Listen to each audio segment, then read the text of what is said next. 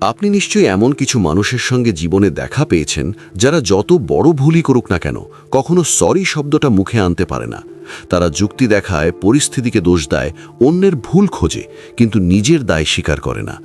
আশ্চর্যের বিষয় হলো, অনেক সময় এই মানুষগুলো বাইরে থেকে খুব আত্মবিশ্বাসী, শক্ত এবং নিয়ন্ত্রিত মনে হয়, কিন্তু মনোবিজ্ঞানের দৃষ্টিতে এই আচরণের পেছনে লুকিয়ে থাকে এক ধরনের গভীর মানসিক গঠন, যা সবসময় শক্তিশালী নয়, বরং অনেক ক্ষেত্রে ভেতর থেকে ভঙ্গুর। যে মানুষ কখনো সরি বলে না, তার প্রথম এবং সবচেয়ে বড় বৈশিষ্ট্য হলো ভুল স্বীকার করার ভয়।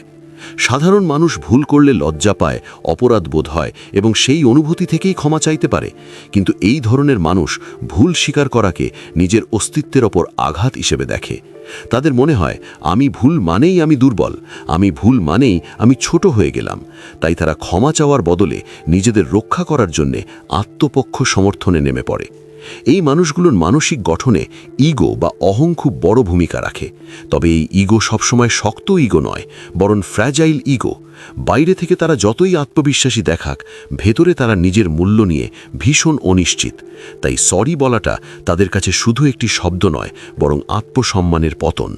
মনোবিজ্ঞানে একে বলা হয় ইগো ডিফেন্স মেকানিজম, যেখানে মানুষ নিজের ভুল ঢাকতে বাস্তবতাকেই অস্বীকার করে।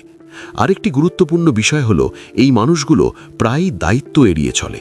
তারা বিশ্বাস করে পরিস্থিতি, মানুষ বা ভাগ্যই সবকিছুর জন্য দায়ী।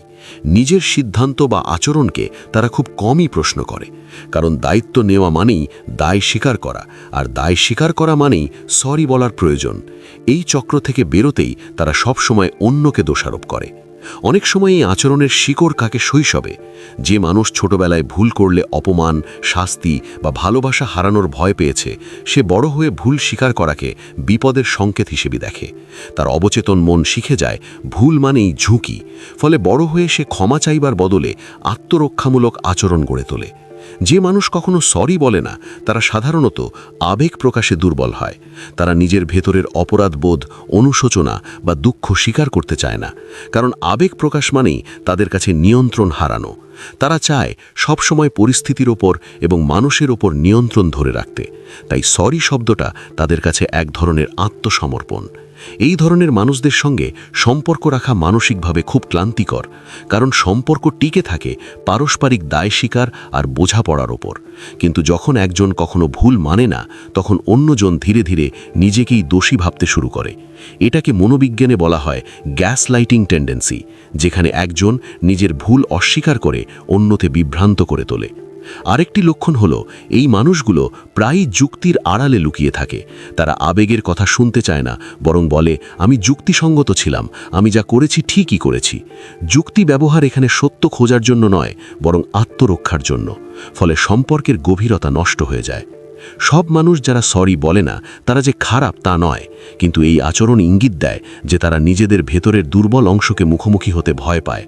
তারা জানে, একবার যদি ভুল স্বীকার করে, তাহলে নিজের সেই মুখোশ ভেঙে যাবে, যেটা দিয়ে তারা এতদিন নিজেকে শক্ত দেখিয়েছে। কিছু ক্ষেত্রে এই আচরণ নার্সিসিস্টিক প্রবণতার সঙ্গেও জড়িত। নার্সিসিস্টিক প্রবণতার মানুষ নিজেকে সবসময় সঠিক মনে করে এবং অন্যদের নিচে রাখে। তার কাছে সরি বলা মানে নিজের শ্রেষ্ঠত্বে ফাটল ধরা, তাই সে যে কোনো মূল্যে এই শব্দ এড়িয়ে চলে। মনোবিজ্ঞানে বলা হয়, প্রকৃত মানসিক শক্তি আসে দায় স্বীকার করার ক্ষমতা থেকে।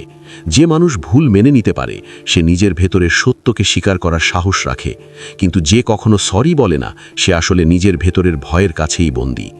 আপনি যদি এমন কারো সঙ্গে থাকেন যে কখনো ক্ষমা চায় না, তাহলে বুঝবেন এটা আপনার দায়িত্ব নয় তাকে বদলানো, বরং নিজের সীমা নির্ধারণ করা সবচেয়ে জরুরি। কারণ যে মানুষ নিজের ভুলের দায় নিতে পারে না, সে আপনার কষ্টের দায়ও নেবে না।